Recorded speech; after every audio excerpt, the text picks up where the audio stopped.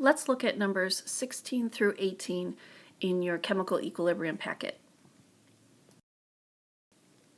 In number 16, we have some concentrations that are given for each of the substances in our reversible reaction.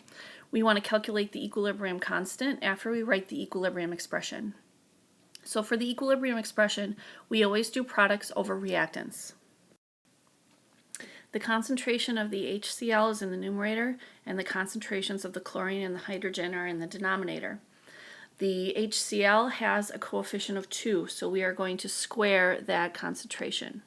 This is our equilibrium expression. Now we substitute the concentrations into our equilibrium expression and solve for our equilibrium constant. The concentration of the HCl is squared, and we substitute 0.0045 in for the hydrogen and the chlorine concentrations.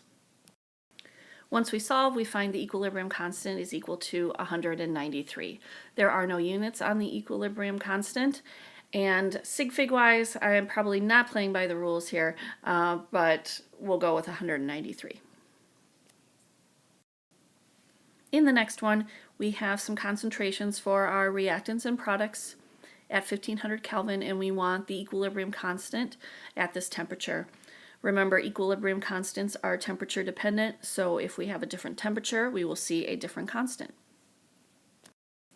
I'll start with my equilibrium expression and then substitute in my concentrations to solve for the equilibrium constant. Don't forget to square the nitrogen monoxide concentration. And we get 1.1 times 10 to the negative fifth. Again, no units on there. And because the equilibrium constant is so small, we would say that the reverse reaction is favored here.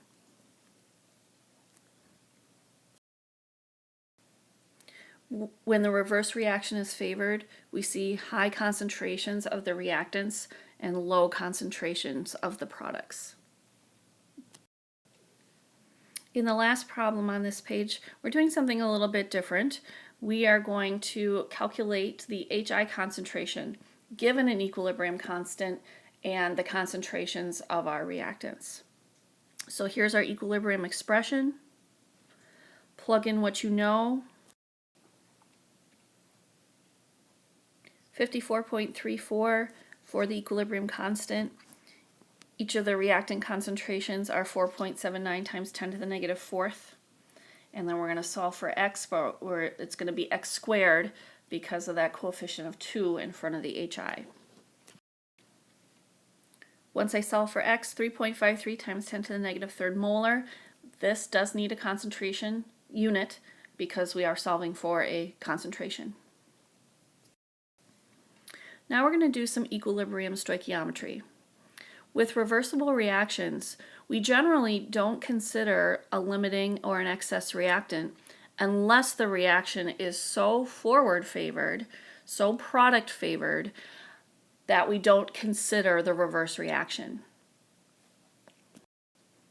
So typically, we're going to have concentrations for all the reactants and the products. In the first problem, we want to calculate the value of the equilibrium constant for the reaction. We have to have equilibrium concentrations in order to calculate an equilibrium constant. You'll see in the problem, we have mention of an equilibrium concentration for C, but then we also have mention of the concentrations of reactants A and B initially. We're going to do what's called an ice chart. We use these to find equilibrium concentrations. I stands for initial concentration, C stands for the change in concentration, and E stands for equilibrium concentration. So A and B both start at 0.60 molar. That's the initial concentration for A and B.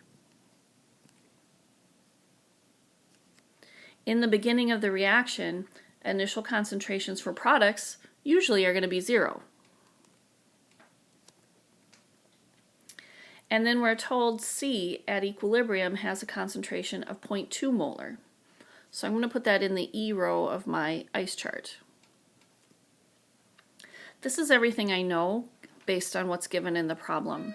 Initial concentrations of A and B, and initial concentrations of C and D, and then an equilibrium concentration for C. Let's focus on C. How do I get from an initial concentration of 0 to an equilibrium concentration of 0.2? Well, that change, of course, is the addition of 0.2 molar. Think about this ice chart as if it's a little equation. 0 plus 0.2 gives me 0.2. Now, to figure out how the concentration of everything else changes, we're going to use stoichiometry. We're going to look at the coefficient ratio. So everything's in a 1-to-1 ratio. So if C increases by 0.2 molar, D also increases by 0.2 molar. And 0 plus 0.2 again, of course, is 0.2. So now for reactants.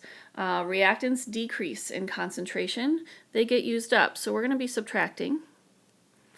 And again, everything's in a 1-to-1 ratio, so we're going to subtract 0.2 from each of our reactants. And 0.6 minus 0.2, of course, is 0.4. So now we have equilibrium concentrations for everything. And that's what we need in order to calculate an equilibrium constant. So again, reactant concentrations decrease throughout the course of the reaction, and product concentrations will increase throughout the course of the reaction. At equilibrium, none of the concentrations are 0. We're not talking about doing a limiting reactant problem. And now we're ready to calculate our equilibrium constant. Here's our equilibrium expression, the concentration of C times the concentration of D divided by the concentration of A times the concentration of B, so products over reactants. Substitute in the equilibrium concentrations and solve, and we get 0.25. So no units again on the equilibrium constant, and this is a fairly small equilibrium constant. We are definitely more reactant favored, and you can actually see that with those higher concentrations of the reactants. In the next problem, we have an initial concentration for the SO3 of 1.60 molar. Equilibrium concentration of O2 is 0.6 molar. We also know that initial concentrations of products should be 0. So here's what we know. We need equilibrium concentrations of everything in order to calculate an equilibrium constant. So 0 plus 0.6 gives us 0.6. Now for the SO2, we've got a coefficient of 2. So if oxygen with its coefficient of 1 is a 0.6 here for the change, then the change for the SO2 is double of that, plus 1.2. And 0 plus 1.2 is 1.2. Now for the reactant, which also has a coefficient of 2, we're going to be subtracting because reactants are reacted, and we're also going to be using the number 1.2. So 1.6 minus 1.2 is 0.4. We've got equilibrium concentrations. We're ready to write our expression and solve for our equilibrium constant. Here's our expression. Don't forget to square the SO2 and the SO3.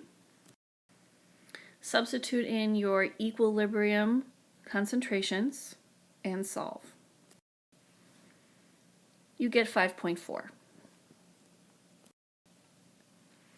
Now in the last one, it's the same reaction, so same equilibrium expression. We've got equilibrium concentrations given. So SO3 and O2 are given as equilibrium concentrations. We also know initial concentrations for products are 0. So 0 plus 0.7 gives me 0.7 for my oxygen. And 0 plus 1.4 gives me my SO2 concentration. Again, it's double of the 0.7 because of this coefficient of 2 here compared to the coefficient of 1 for oxygen. I've got all of my equilibrium concentrations now, so I'm ready to solve for my equilibrium constant. Don't forget to square the concentrations of the SO3 and the SO2. And you get 5.5. This equilibrium constant is fairly close to the equilibrium constant that we calculated in number 2 for the same reaction. So you maybe could infer that these are pretty close to being at the same temperature. Equilibrium constants are temperature dependent. So if we have the same reaction and we get two fairly close equilibrium constants, we might say that they're pretty close to being the same temperature, if not the same temperature.